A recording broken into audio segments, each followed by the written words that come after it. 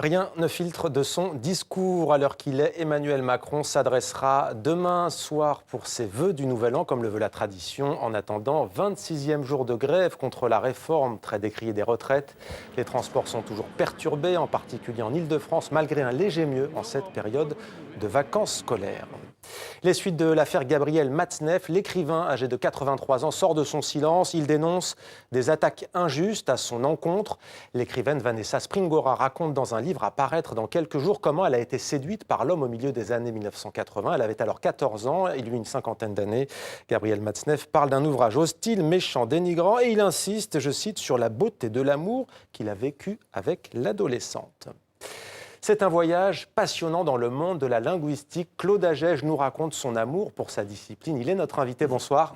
Bonsoir. Soyez le bienvenu sur TV5 Monde. Vous êtes ethnolinguiste et vous publiez ce petit précis, si l'on peut dire, Le linguiste et les langues, les grandes voies de la recherche. CNRS Éditions, c'est aussi avec de vives voix. Alors, votre discipline, c'est vrai, la linguistique, rien que d'entendre le mot, elle fait peur, elle en écarte plus d'un. Et pourtant, quand on lit votre livre, il n'y a que le côté passionnant à retenir. Comment expliquez-vous, au fond, que cette discipline soit si peu connue du grand public ? D'abord, le mot n'a rien de rébarbatif, contrairement à ce que l'on croit. Quelqu'un qui entend le mot linguistique voit bien qu'il s'agit de langue.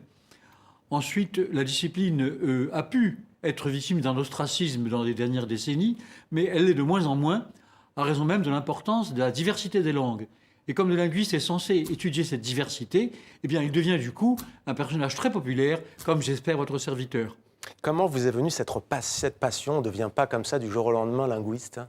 Je suis né dans un milieu que j'appelle surbabélisé, à Carthage, c'est-à-dire à l'est de la Tunisie, ouais. Dans un pays où il y avait des Puniques, les descendants des Carthaginois anciens, exterminés par ces ignobles persécuteurs de Romains. Il y avait également la population tunisienne de base, qui est arabophone. Il y avait un certain nombre de Berbères. Il y avait aussi des Italiens, parce que la Tunisie est toute proche de l'Italie, en fait de la Sicile, une partie méridionale de l'Italie, et il y avait un certain nombre d'autres populations, de sorte que dans mon entourage, il y avait un appel de la diversité des langues. Mais ajouté à ce phénomène extérieur, il y en a un qui est interne et qui n'est pas susceptible d'une vraie explication scientifique. J'étais depuis l'enfance un véritable fou des langues. Un fou des langues. Alors vous disiez, c'est vrai que le mot linguiste, j'exagérais, ne fait pas forcément peur. Pourtant, votre travail et le contenu, il n'est pas évident. Il est question, par exemple, des formes sagittales et du logophorique à la théorie des 3 points de vue et l'anthropologie casuelle. Vous voyez, j'ai même du mal à le dire. Concrètement, en quoi consiste votre travail ? Évidemment, je donne des noms qui sont des noms scientifiques en principe, mais sous ces désignations se cachent des réalités très simples.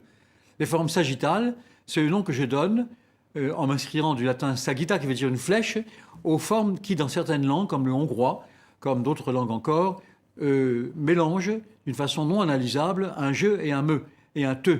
Ainsi, je t'aime ou je te parle, dans les langues qui ont une forme sagittale, c'est un pronom inanalysable. Le je et le te sont absolument fondus en un seul élément qu'on ne peut pas décomposer, ce qui est la preuve de l'importance de la relation entre je et tu. Ouais. Donc, c'est une chose très concrète et intéressante qui se cache là-dessous.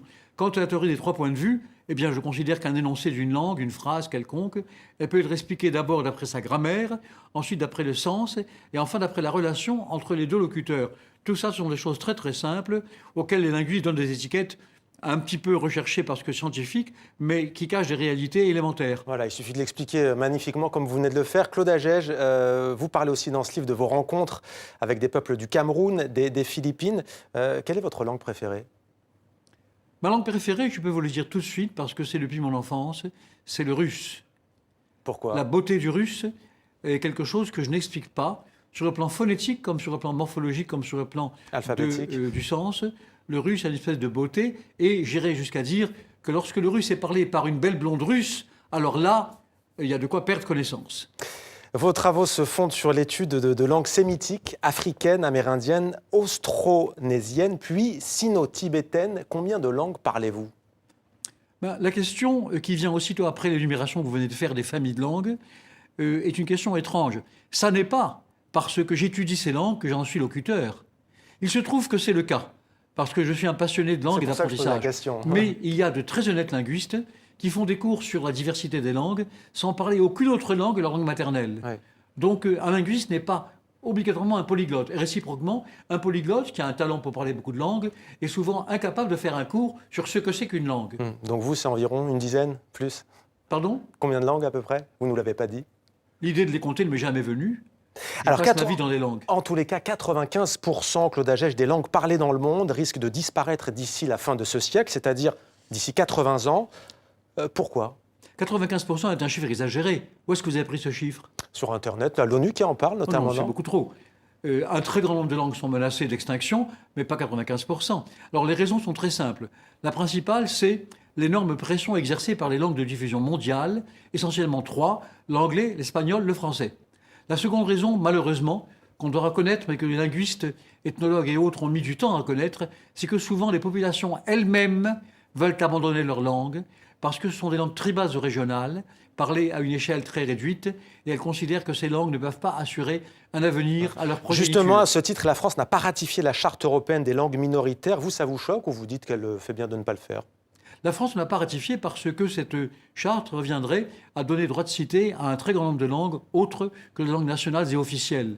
Et la France a une vieille tradition de promotion du français qui remonte quasiment au début de la monarchie. Elle a peur aussi peut-être de velléités indépendantistes. Est-ce que vous diriez que la menace d'une langue va de pair avec la menace du peuple qui a cette langue en communication? Seulement dans la mesure où ce peuple a la possibilité d'obtenir une autonomie politique et économique.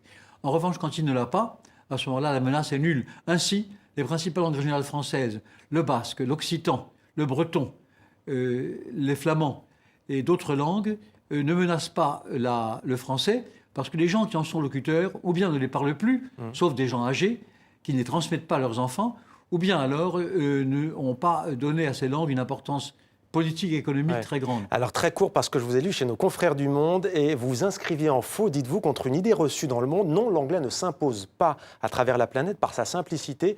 Est-ce que vous vous souvenez de l'exemple que vous citiez au Monde? C'est assez fascinant, d'une expression Qu'est-ce qui est anglaise. fascinant?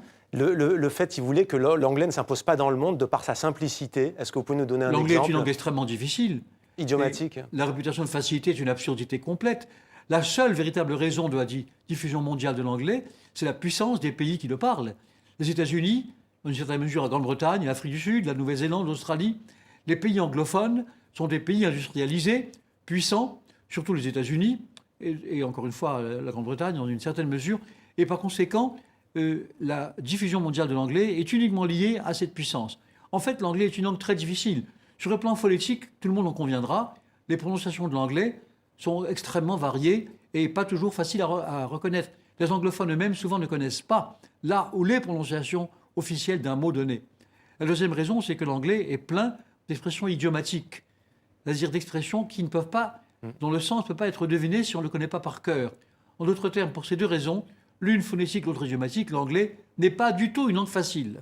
Merci beaucoup Claude Agege, Le linguiste et les langues, un livre passionnant, édition CNRS, c'est de vive voix. Merci à vous. Merci beaucoup.